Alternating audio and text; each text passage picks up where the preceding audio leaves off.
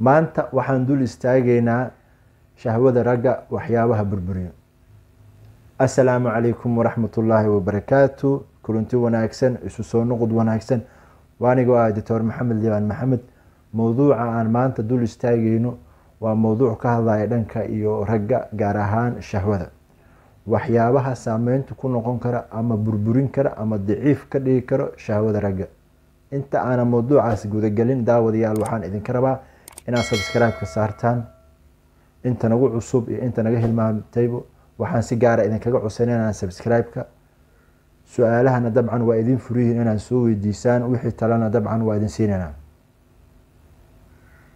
marka laga hadlayo shahwaadka ragga, maxaa burburiyo? waxaa burburin kara in ku dhow waxyaabo badan oo qofka caadeysan karo. waxyaabaha ugu horeysa ee ka qayb qaadan kara in ragnimada ama shahwada hoos ugu dhacdo waxaa kamid ah smoking, sigaar cabista badan. dadka sigaarka caba ama sigaarka dabcan caadeysta muddo badanna isticmaalay, waxaa la arkay in quality-ga iyo quantity-ga shahwadooda ay hoos u dhacdo. cilmi baaris badan ama baaritaano la sameeyey ayaa waxaa la ogaaday sigaarka inuu leeyahay toxicity, sun, taasoo hoos u dhigayso soo saarista iyo taranka shahwada. sidoo kale waxyaabaha ka qayb qaadan karo in shahwada hoos ugu dhacdo waxaa kamid ah qofka isticmaala ama dadku markay aada u isticmaalaan daawooyinkan corticosteroidska. waa daawooyin loo isticmaalo antihistamines ahaan ama allergic ama waxyaabaha caabuq uu ka dhasho. daawooyinkaas waxaa kamid ah prednisolonka, dexamethasonka, betamethasonka, hydrocortisone. intii loogu talagalo qofka markuu ka badiyo uu joogto noqoto waxay dhaawacaysaa laba qeybood: spermatogenesis soo saarista ahaa oo shahwada la soo saarayay, iyo pituitary gland oo soo saarayay dhacamadii shahwada ka qayb qaadanaya. labadaas qeybood hadday hoos u dhacaan ee waxyeeloowaan, ma jirto wax shahwaada oo jirka baniaadamka uu soo saari karo. qofkaasna waxaa dabcan cilad weyn ku imaan kartaa dhanka iyo ragnimadiisa. pituitary gland-ka sidaan soo sheegnay wuxuu awoodo badan u yeelaa soo saarka spermatogenesis-ka ama shahwada. wuxuuna soo daayaa laba dhacan oo awood badan siiya in ay sameysanto, ay taranto, ay soo baxdo shahwada. halka testicleskana ay ka dhalanayaan shahwadii.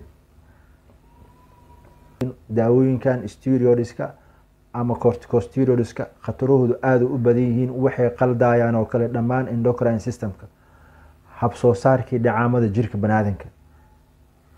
waxay ka dhigayaan qofka dabcan kuwana inay bataan, kuwana inay yaraadaan, taasoo haboon qofka inuu ka foojignaado dhibaatadaas ku imaani karta. sidoo kale shahwada waxyaabaha hoos u dhigo waxaa kamid ah infectious disease-ka.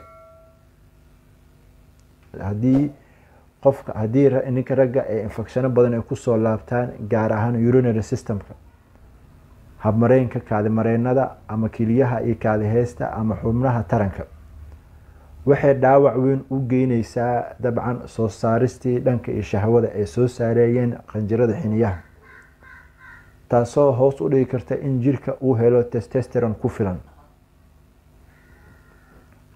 qofka uu kusoo laabto cudurada ay kamid yihiin sexual transmitted disease-ka, gaar ahaan gonorrhea, chlamydia, waxaa lagu arkay in sperma production-ka ama shahwadiisa taranka ama soo saarku inuu aada u yaraatay, taasoo ay dileedeen ama ay kusoo laabteen infectionka qeybihiisa kala duwan. hadduusan qofka iska daaweynin ama si toosa uusan isku daryeelin, cuduradan dhaawici karo tarankiisa, gaar ahaan genital organiska, soo saarka shahwada. waxay keeni kartaa in waqtiga ugu dambeeya ay ka dhigto madhaleysnimo, in qofkaas uu noqdo in qof aan dhali karin, shahwo badanna aan heli karin. sidoo kale waxyaabaha kale oo kamid ah in qofka baniaadanka shahwadiisa aada u burburinayaan waxaa kaloo kamid ah overweight-ka, miisaanka badan oo qofka kusoo saa-idaya. waxaa la arkay dadka miisaankoodu aadku u batay, fat adipose tissue badan ay jiraan, dufun badan ee jirkooda ku gareysantay, in ay aada ugu yaraato testosterone levelka. testosterone levelka waxyaabo badan ayuu jirka u qabtaa. waxaa ugu horeeyo dhanka iyo shahwada, waxaa kaloo ku xigo murqaha iyo seedaha inuu xoojiyo, unugyadaas uu sabalaay garaya si ay u adkaadaan awood badan ay jirku usoo gasho. sidoo kale waxyaabo badan ayuu ka qayb qaataa.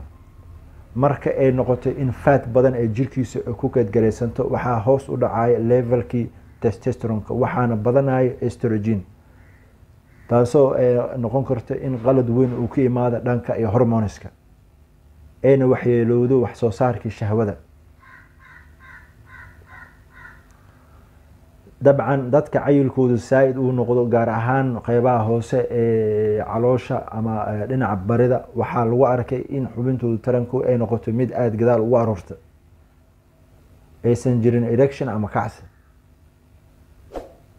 waxyaabaha kale oo kamid ah in shahwada ay hoos u dhigaan ama ay burburiyaan waxaa kamid ah past medical conditions, in qofka hore marxalada caafimaad daran aada ugu dhaceen, kansariska qeybihiisa kala duwan ay ku dhaceen, gaar ahaan prostate cancerka oo kale, sida prostate galaanka oo ku yaala kaadi haysta korkeeda, kaasoo ka qayb qaatay inuu soo daayo dhacaan nafaqeeya shahwada awood badan u yeelo dhaqdhaqaaqeeda iyo socodkeeda.